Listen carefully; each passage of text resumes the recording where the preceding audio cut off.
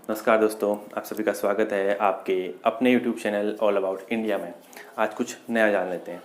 आज हम जानने वाले हैं कि ग्रोथ और डेवलपमेंट में डिफरेंस क्या होता है, किसे हम ग्रोथ कहते हैं और किसे हम डेवलपमेंट। एक छोटा माइनर सा डिफरेंस होता है जिसे जानना हमारे लिए बहुत ज़रूरी होता है। इस वीडियो को देखने के बाद आप ज़रूर से निश्चित कीजिएगा कि आपको डेवलप्ड होना है या केवल आपको ग्रोथ करनी है।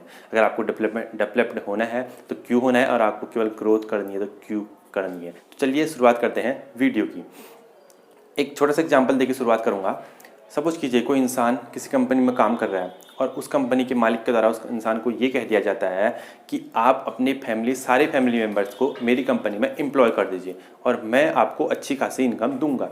तो उस वजह से क्या हुआ, उस इंसान की इनकम काफ़ी ज़्यादा बढ़ जाएगी। सपोज कीजिए वो इंसान हर महीने के 1 लाख से ऊपर कमा रहा है, उस पूरी फैमिली के अकॉर्डिंग बता रहा हूँ कि उस इंसान की पूरी फैमिली 1 लाख से ऊपर कमा रही है। तो इस वजह से उस इंसान ने कहा कि मुझे मेरी हर फैमिली मेम्बर्स को तो इनकम मिल ही रही है, तो मैं इन बच्चों में जिन्हें ऑलरेडी वो एम्प्लॉय कर चुका है फैक्ट्रीज़ में, सपोज कर रहा हूँ, एग्जाम्पल दे रहा हूँ, तो मैं इनके पीछे एजुकेशन में खर्चा क्यों करूँ, क्योंकि मुझे तो एम्प्लॉयमेंट सीधे ही मिल चुका है। तो इस वजह से ये जो उस इंसान ने उन बच्चों की शिक्षा में जो खर्च करना था वो नहीं करेगा, और उस इंसान की जो केवल ग्रोथ बढ़ रही है, उस इंसान की इनकम तो बढ़ रही है, लेकिन वो वेलफेयर में, अपने परिवार के वेलफेयर में, यानी अपने परिवार के कल्याण में जो आवश्यक कार्य हैं उन्हें नहीं कर रहा है। सपोज कीजिए अगर वो उनके शिक्षा के क्षेत्र में उस पैसे को इन्वेस्ट नहीं करता है, उनके हेल्थ केयर में इन्वेस्ट नहीं करता है, उनके लिविंग ऑफ स्टैंडर्ड को उठाने की कोशिश नहीं करता है, तो इंसान केवल ग्रोथ कर रहा है, ना कि डेवलपमेंट कर रहा है।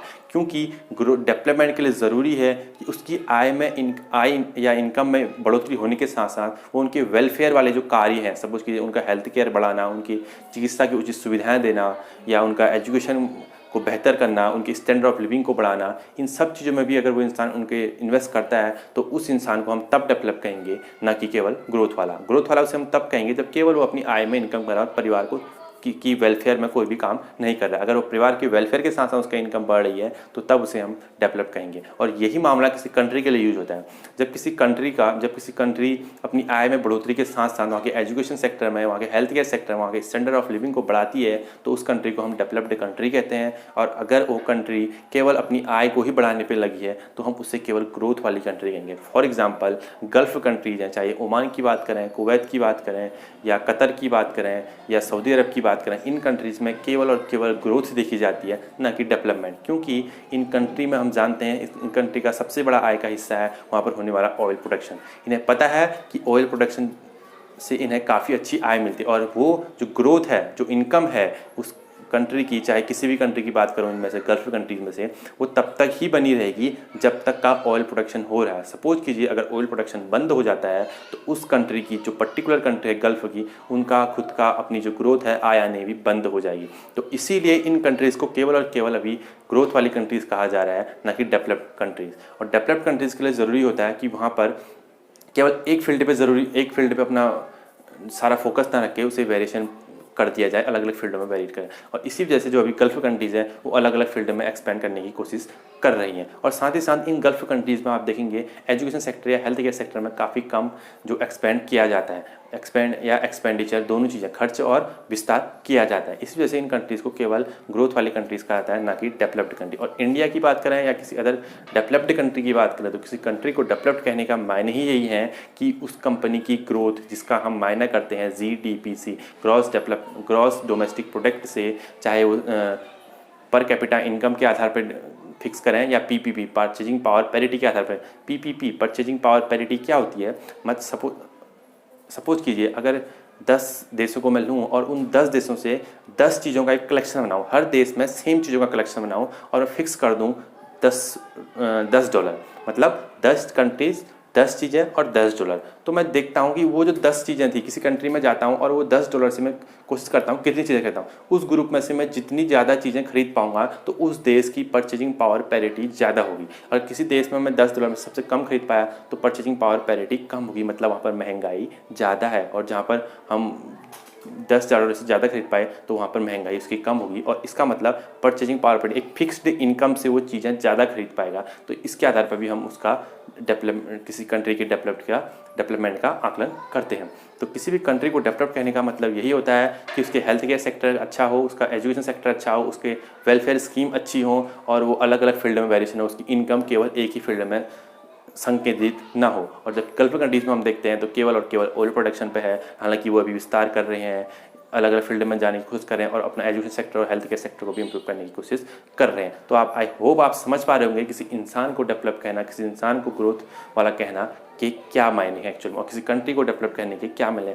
हर साल UNDP, United Nation Development Programme, HDI Human Development Index के माध्यम से डेवलपमेंट का आकलन करता है और कंट्रीज़ को एचडीआई ह्यूमन डेवलपमेंट इंडेक्स के आधार पर रैंक करता है। इस एचडीआई का मतलब ये है कि उस देश में अलग अलग सेक्टर, हेल्थ के सेक्टर के क्या मायने हैं, वो कितना डेवलप हो पाया है, और उस जो कंट्री है ह्यूमन डेवलपमेंट जो इंडेक्स फिक्स किया जा रहा है उस कंट्री में एजुकेशन सेक्टर कितना इंक्रीमेंट हुआ है, हेल्थ केयर सेक्टर में कितना, वेलफेयर स्कीम कितनी उस कंट्रीज़ में लॉन्च की गई हैं जो उस वहाँ के जो सिटीजन्स हैं उनको उनका डेवलपमेंट करने के लिए ज़रूरी है। तो इन सभी माध्यम के आधार पर यूएनडीपी हर साल इस डेवलपमेंट का आकलन करता है।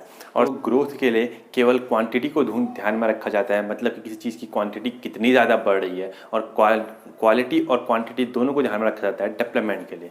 डेवलपमेंट के लिए क्वांटिटी, मात्रा के साथ साथ उसकी जो क्वालिटी है वो भी बढ़नी चाहिए। तो आप समझ पा रहे होंगे आई होप कि ग्रोथ और डेवलपमेंट में मेन डिफरेंस क्या है। तो इस बेसिस पे आप ज़रूर इसे विचार कीजिएगा कि आपका खुद का डेवलपमेंट हो रहा है या आप केवल ग्रो कर रहे हैं। क्योंकि जब डेवलपमेंट की बात की जाती है तो कोई इंसान अगर डेवलप हो रहा है तो ऑब्वियस सी चीज़ है कि उसकी ग्रोथ भी हो रही है। अगर उसकी ग्रोथ की मतलब जो मात्रा है और क्वालिटी दोनों बढ़ रही है तो ऑब्वियस सी चीज़ है इसकी क्वालिटी यानी क्वांटिटी और क्वालिटी दोनों चीज़ों को बढ़ने के साथ साथ उसकी क्या ग्रोथ हो रही है। अगर केवल ग्रोथ हो रही है तो ये नहीं कहेंगे कि वो डेवलप्ड हो रहा है। इसी बेस पे हम एक न्यूज़ और देते हुए चलें आपको कि बायजूस जो इंडिया का ही नहीं बल्कि पूरी दुनिया का सबसे बड़ा एडटेक स्टार्टअप है, जिसकी स्थापना रविचंद्रन बायजूस ने की थी, वो अभी आईसीसी के साथ 2023 तक उसका बिजनेस पार्टनर बन गया है। मतलब इंडिया का एक एडटेक स्टार्टअप जिसने को घर बैठे एक वैल्यूबल या कह सकते हैं कि अच्छी एजुकेशन देनी स्टार्ट की थी, उसने खुद का तो डेवलप हुआ ही हुआ, खुद का तो डेवलपमेंट किया ही किया, साथ साथ उन बच्चों को घर बैठे उसको एजुकेशन प्रोवाइड करने की कोशिश की। तो आज इसी वजह से वो इंडिया का मतलब इंडिया खुद का डेवलपमेंट के साथ साथ वो इंडिया को भी डेवलप कर रहा है और इंडिया की भी ग्रोथ हो रही है। तो ये वीडियो आपको कैसी लगी ज़रूर से कमेंट सेक्शन में बताइएगा। अगर अच्छी है तो अपने साथियों के साथ शेयर कीजिए, चैनल को सब्सक्राइब कीजिए ताकि सबसे पहले आपको वीडियो का नोटिफिकेशन मिल जाए। नमस्कार, मिलते हैं अगली वीडियो में, तब तक के लिए जय हिंद, जय भारत।